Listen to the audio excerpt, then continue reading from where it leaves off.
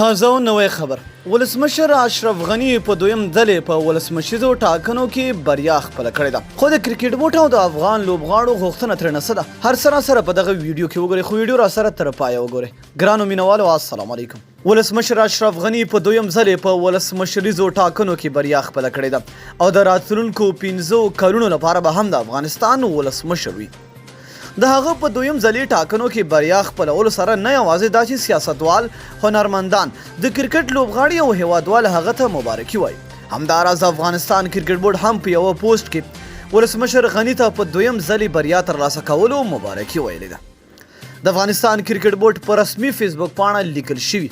د افغانستان کرکټ بورډ مشرتابه او کارکونکي د 1998 کال ولسمشریزو ټاکنو په پایله کې د جلالتمآب ولسمشر محمد اشرف غني د بیا بریالي کېدو له امله ټول افغان ولس ته د زړه له کومې مبارکي وایي او په راتلونکي کې د یو سوکاله او پرمخ تللی افغانستان هیله لري ژوندی دې وي افغانستان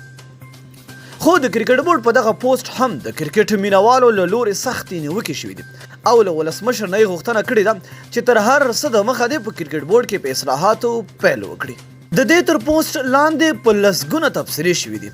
دا